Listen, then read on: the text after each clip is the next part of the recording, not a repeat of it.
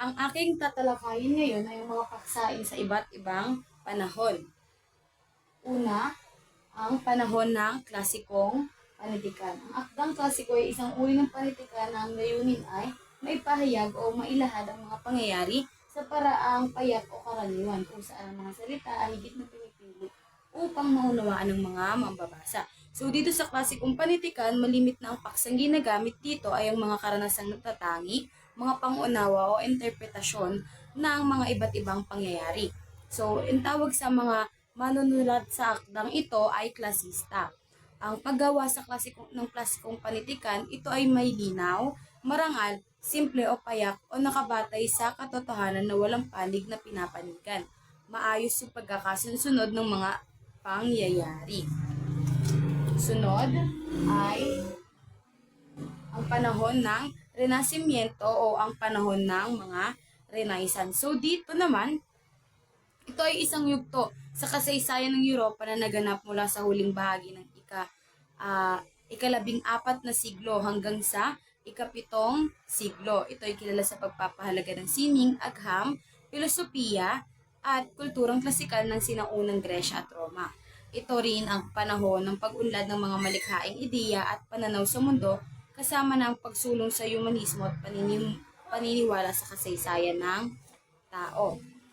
Sunod, pangatlo ay ang panahon ng romantiko. So dito sa panahon ng romantiko, ito ay isang yugto sa kasaysayan ng sining, politikan, musika at kultura na nagtagal mula sa mga huling bahagi ng ikalabing-walo siglo hanggang sa karamihan ng ikalabing-siyam na siglo. So sa panahon ng romantiko, ito yung mga tao ay nag-focus sa mga damdamin, emosyon at personal na karanasan sa ideya noong panahong ito ay naglalaman ng pag-ibig, kalungkutan at kalayaan.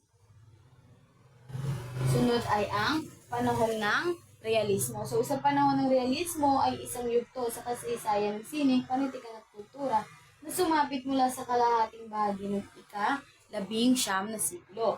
So hanggang sa unang bahagi ng 20 siglo, sa panahon ito ang mga manunulat, pintor at iba pang artista na nag-focus sa pagsasalarawan ng totoong buhay at lipunan.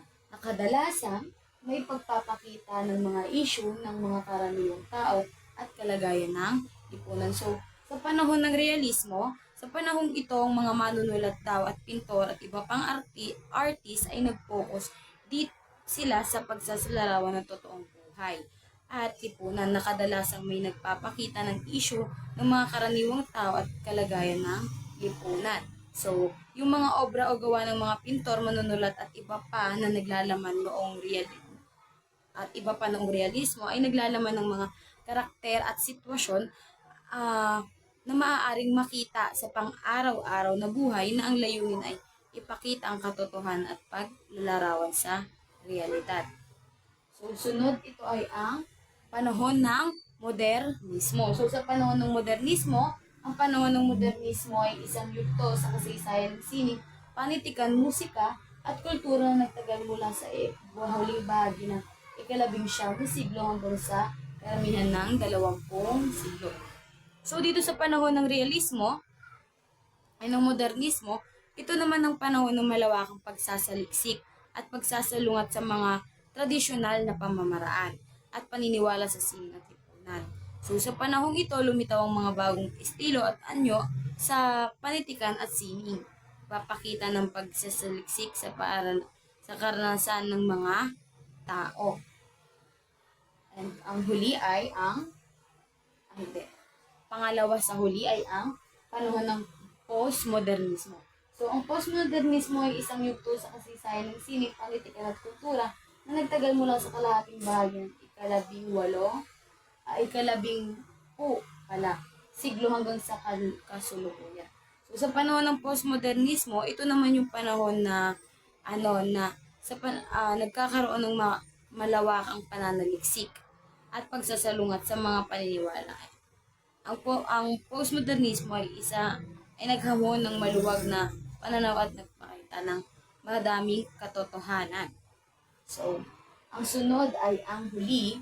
Ito naman ay ang panahon ng kontemporaryong panitikan. So, sa panahon ng kontemporaryong panitikan, ito ay ang panahon ng malawakang magbabago sa lipunan, teknolohiya, kultura at politika. So sa panahong ito, yung mga manunulat ng akda ay lumikha sila ng akda ng na sumasalamin sa kasalukuyang kalagayan ng lipunan. Kung saan yung mga tema nito ay kahirapan ay at obligasyon ng teknolohiya at gender, yung mga manunulat ay gumamit ng iba't ibang estilo upang ipahayag babalot sa kasalukuyang panahon. Intindihan ka? So, meron pang sumunod, ito naman ay ang karanasan ng mga manunulat sa iba't ibang panahon. So, isa sa mga karanasan ng manunulat sa panahon ng klasikong panitikan ay ang pagsasalaysay ng pakikipagsapalaran. So, dito sa pagsasalaysay ng pakikipagsapalaran,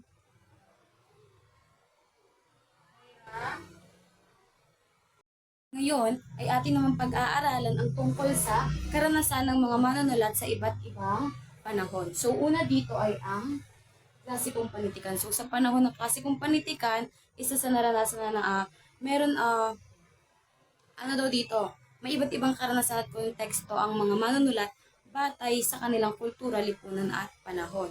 So, may ilang mga manunulat na maaari mong matagpuan yung mga kanilang karanasan doon sa kanilang akdang inilimbag or inilikha. Una dito ang pagsasalaysay ng pakikipagsapalaran. So, sa pagsasalaysay ng pakikipagsapalaran, ito yung madalas ng mga kwento ay nagtatampok ng mga pangunahing tauhan na sumasalungat sa mga hamon at pagsubok, tulad ng mga mandirigma na lumalaban sa mga halimo o naglalakbay upang hanapin ang mga yaman. Sunod ay ang pag-ibig at pagpapakasal. So, sa pag-ibig at pagpapakasal pala, isa rin sa naranasan ng mga manunulat noong araw. Isa dito ay ang tema ng pag-ibig at pagpapakasal ay malimit na bahagi ng mga klasikong kwento. Ang mga pagsubok at mga hadlang sa pag-ibig, pati na rin ang pagkakataon ng magandang wakas ay mga pangkaraniwang elemento matatagpuan sa kanilang akta. So, noon pa lang pala ay naranasan na rin nila ang mga ang paghadlang sa pag-iibigan ng dalawang tauhan. So, dun noon pa lang pala is nararanasan na yun ng mga panahon noon, ay ng mga tao noon. Akala ko ngayon lang. So, next is ang pagkikipagsalungutan sa pamahalaan at lipunan. So, ang pakikipagsalungutan, ayun. So, may ilang manunulat na sumasalungat sa katiwalaan at hindi pagkakapantay-pantay sa kanilang mga akda. Ang kanilang mga gawa ay maaaring maging kritis sa pamahalaan, lipunan at mga institusyon ng kanilang panahon. So, sa sa panitikan na to is yung mga karanasang ito is matatagpuan sa mga akda nila, Homer, Virgil, Ovid, Dante, Alighieri at iba pa. Pero may mga uri naman ng karanasan at ang mga mensahe ng bawat akda ay maaaring mag-iba-iba depende sa konteksto ng manunulat. So next is noong panahon ng Renasimiento o Renaissance. So sa panahon ng Renasimiento ay ang mga manunulat ay nagkaroon ng karanasan at perspektiba na naglalarawan ng mga pangyayari at ideya ng panahon. So isa dito ang pagpapahalaga sa karunungan at pag-aaral. So ang pagpapahalaga sa karunungan at pag-aaral ay sa panahong ito is matindi ang pagpapahalaga sa edukasyon. So sa panahon daw ng Renasimiento, ang pagpapahalaga sa edukasyon ay matindi. Maraming manunulat ang nagtuon sa pag-aaral ng mga klase at ng sining at agham, tulad ng filosofiya, agham, matematika at iba pa. So, ang karanasan nito ay lumabas sa kanilang mga akda sa pamamagitan ng pagpapahayag ng kahalagahan ng pag-aaral at pagsasaliksik. So, sunod ang pagsulong ng humanismo. So, noong panahon ng Renasimiento, isa sa karanasan ng mga manunulat ang pagsulong ng humanismo. So, ang pagsulong ng humanismo, ito yung isang filosofiya na nagtampok sa halaga ng tao, kanya-kanyang kakayahan at potensyal ng mga bawat tao. So, ang mga manunulat na humanista ay naglalayong palakasin ang pag-unlad ng tao sa larangan ng kultura, edukasyon at moralidad. So, ang panghuli ay ang pag-unlad ng sining at panitikan. So, ang pag-unlad ng sining at panitikan, sa panahong ito ay naganap ang malawakang pag-unlad at pagbabago sa larangan ng sining at panitikan. Yun. So, maraming manunulat ang nag-ambag ng mga obra na nagpapakita ng husay sa pagbuo ng mga katang-isip tulad ng mga tula, nobela, tula at salaysay. So, nung panahon pala ng Renasimiento ay umunlad na ang pagbabago sa larangan ng sining at panitikan. So, ang mga karanasang ito ay nagtulak sa mga manunulat na magsulat ng maakda na naglalarawan ng mga bagong ideya at pananaw sa mundo. Sunod ay ang panahon ng romantisismo o ng romantiko. Una dito ang pagputol sa lipunan at pamahalaan. So, noong panahon ng romantiko, ang mga manunulat ay nagkaroon ng mga karanasan at perspektiba na naglalarawan ng mga damdamin, pananaw, at idealismo. Ito ang ilan sa mga karanasan nila. So, isa sa karanasan nila ay ang pagputol sa lipunan at pamahalaan. So, ang mga manunulat ng romantiko ay madalas na nagtatampok ng pagputol sa mga batas at tradisyon ng lipunan. Sila ay nagpapahayag ng malayang damdamin at opinyon laban sa mga institusyon ng pamahalaan at relihiyon. So, sunod ay ang pagpapahalaga ng iba't iba, pagiging iba at naiiba. So, noong panahon ng romantiko, ang individualismo at pagpapahalaga sa pagiging iba at naiiba ay mahalaga. Yung mga manunulat ay nagpakita ng interes sa mga tauhan na may kakaibang katangian at karanasan at naglalayong magbigay inspirasyon sa mga mambabasa na nagpapakatotoo sa kanilang sarili. So, yung mga karanasan nito ay nagbigay daan sa pagbuo ng obra na puno ng damdamin, na pangarap at pagtutol sa karanasan sa nakasanayang kaayusan ng lipunan. Sunod na dito ay ang panahon ng realismo. So, sa panahon ng realismo, ang mga manunulat ay nagkaroon ng mga karanasan at perspektiba na naglalarawan ng totoong buhay, katotohanan sa lipunan. So, una dito ay ang pagtutok sa katotohanan.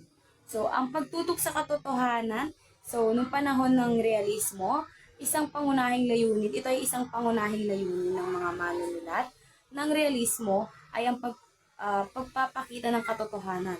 Sila ay nagpakita ng mga sitwasyong karakter at tema na nakabatay sa totoong buhay na may layuning magbigay liwanag sa mga suliranin at isyu ng kanilang panahon. So, sunod ay ang pagtutol sa idealismo. So, sa pagtutol sa idealismo, sa halip na magpakita ng idealisadong mundo, ang mga manunulat sa realismo ay nag-focus sila sa mga issue na tunay na buhay. Tinangka nilang ipakita ang mga pangyayari at karakter na may mga kahinaan at hindi perpekto upang maipakita ang realidad ng tao at lipunan. So, di ba meron din tayong mga nakikitang mga ginawang pelikula noon na nakabase yung pelikulang yun sa mga akdang ginawa na ginagawan din nila ng mga pelikula na bumaba at dun na ipapakita sa pelikulang yun yung mga nangyayari sa totoong buhay. So next is paglalarawan ng mga social issue. So sa paglalarawan ng mga social issue, sa panahon ng realismo ay nag-focus sa mga social na issue tulad ng kahirapan, pang-aapi at kawalang katarungan. Ang mga manunulat ay nagpapakita ng mga kalagayan ng mga manggagawa, magsasaka at iba pang sektor ng lipunan upang itampok ang mga suliranin na kanilang kinakaharap. So noon pa lang pala, sa panahon pa lang ng realismo, ay ipinapakita na ng mga manunulat kung anong kalagayan ng mga manggagawa, magsasaka at iba pang mga sektor sa lipunan. Sunod ay panahon ng modernismo. So, sa panahon ng modernismo, ang mga manunulat ay nagkaroon ng mga karanasan at perspektiba na naglalarawan ng mga pagbabago sa lipunan, teknolohiya at pananaw. So, isa dito ay ang pagputol sa pamahalaan at lipunan. So, ang pagtutol sa pamahalaan at lipunan maraming akda ng modernismo ang nagpakita ng pagtutol sa korupsyon. Yan, noon pa lang pala ay naranasan na nila ang korupsyon, kawalan ng katarungan at iba pang isyu sa pamahalaan at lipunan. So, ang mga manunulat ay naglalarawan sa pagkabigo at kaguluhan sa mga institusyon ng kanilang panahon. So, sunod dito ay ang pagsusuri ng kalikasan ng pagkatotoo. So, maraming manunulat ang sumalungat sa tradisyonal na konsepto ng katotohanan at realidad. Ang kanilang mga akda ay nagpakita ng mga kahulugan ng realidad at pananaw na salungat sa nakasanayang pang-unawa. At ang panghuli ay ang pagpapahalaga sa ekspresyon at emosyon. So, yung mga manunulat ng modernismo ay nag-focus sa pagpapahayag ng damdamin at emosyon. Sa pamamagitan ng kanilang mga akda, sila ay nagpakita ng malalim na pakikisangkot sa mga isyu at pangyayari na nagbibigay daan sa kanila na maihatid ng lubos ang kanilang mga emosyon. So sa pangkalahatan, ang modernismo ay nagdulot ng malawakang pagbabago sa panitikan at nagbigay daan sa pagbuo at kawalan ng katiyakan sa mundo. Susunod dito ay ang panahon ng postmodernismo. So sa panahon ng postmodernismo, ang mga manunulat ay nagkaroon ng karanasan at perspektiba na naglalarawan ng komplikadong kalagayan ng lipunan. Una na dito ang paggamit ng intertekstualidad.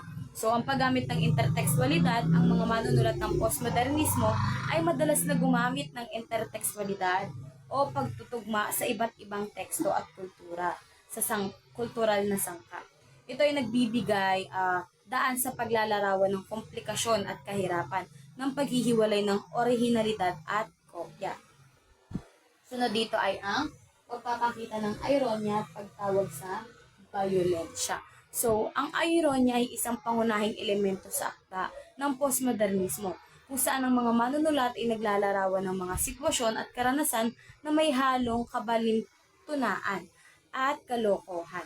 Ito ay nagpapakita ng pagtutol sa violensya at pagpapahayag ng kakulangan ng karapatan sa lipunan. So, sa kabuuan, ang postmodernismo ay nagdulot ng paglalantad ng mga komplikadong realidad at karanasan ng tao sa makabagong mundo.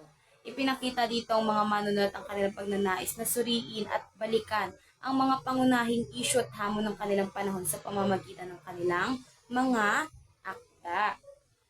At ang panghuli ay ang panahon ng kontemporaryong panitikan. So, ang panahon ng kontemporaryong panitikan, ang mga manunulat ay nagkaroon ng iba't ibang karanasan dito at perspektiba batay sa kanilang mga konteksto at karanasan sa buhay. Una na rito ang pagsalaysay ng mga personal na kwento. So, ayan. Ang pagsalaysay ng personal na kwento ay maraming manunulat ang nagbibigay din sa pagsasalaysay ng mga personal na kwento at karanasan. Ipinapakita nila ang kanilang sariling mga emosyon, pagsubok at pakikibaka sa kanilang mga akda na nagbibigay diin sa kahalagahan ng personal na karanasan sa pag-unawa ng mundo. Susunod ay ang pagtutol sa lipunan at politika. So noon pa lang ay panahon pa lang ng kontemporaryong panitikan ay meron ng pagtutol sa lipunan at politika. Tulad ng nakaraang panahon, ang kontemporaryong panitikan ay naglalaman diin ng mga akda na nagpapakita ng pagtutol sa mga issue sa lipunan at politika. Ang mga manunulat ay nagiging boses ng mga naiipit at naaapi at nagtatangkang magdulot ng pagbabago sa kanilang lipunan. So, yung mga manunulat ang nagbibigay daan na sabihin kung ano yung mga hinanaing ng bawat individual noong panahon ng kontemporaryong panitikan. So, sa kabuuan is yung mga manunulat sa kontemporaryong panitikan ay nagbibigay buhay sa mga kwento at karanasan na naglalarawan ng kasalukuyang realidad at karanasan ng tao.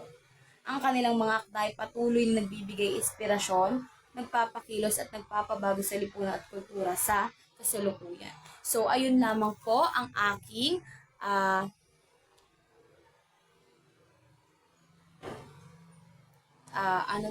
ang aking paksa ngayong araw.